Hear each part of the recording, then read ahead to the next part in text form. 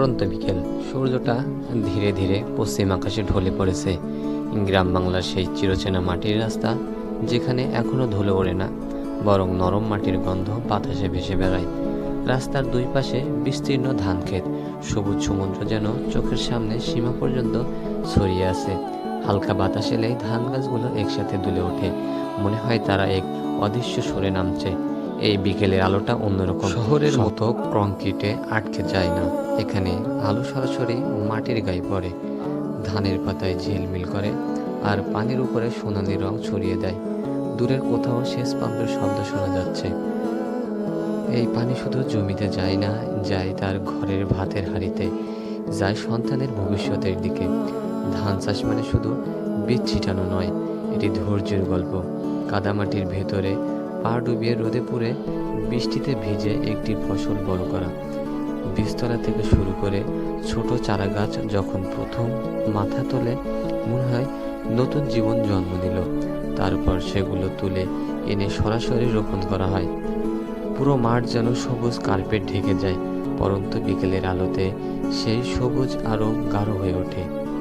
ধানের পাতায় জমে থাকা পানির ফোঁটা সূর্যের আলো সোনা হয়ে ঝলমল করে। রাস্তা দিয়ে এক সাইকেল চলে যায়, পিছনে ধানের আটি বাঁধা। হালকা বাতাস তার শার্ট উঠছে। এই দৃশ্যটাই গ্রাম বাংলার পরিচয়। সেচ পাম্পের পানি ছোট ছোট খালে বয়ে যায়, মাটির ভেতর দিয়ে আঁকা বাঁকা পথে করে নেয়। জমির আইল বেরিয়ে পানি ছড়িয়ে পরে পুরো মাঠ। মনে হয় মাটি তৃষ্ণার্ত ছিল, আর এখন সে শান্ত। পানির উপর পরন্ত সূর্যের প্রতিফলন একটা আগুন কমল রং। চারিদিকে যেন সোনালি আলোয় ভেসে যাচ্ছে পৃথিবী। গ্রামের রাস্তা দিয়ে হেঁটে গেলে পায়ের নিচে নরম মাটি, কখনো শুকনো ধুলো, কখনো কাদা, কিন্তু এই পথেই লুকিয়ে আছে শৈশবের স্মৃতি। খেলার মাঠ, স্কুলে যাওয়ার গল্প। পরন্ত বিকেলের আকাশ ধীরে ধীরে রং বদলায়, নীল থেকে কমলা, কমলা থেকে লাল।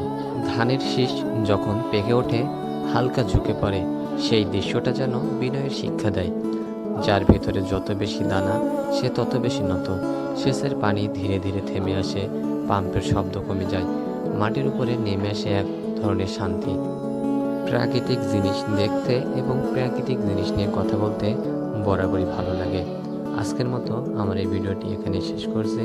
পরবর্তী ভিডিও নিয়ে আবার একদিন দেখা হবে ইনশাল্লাহ। আল্লাহ হাফেজ।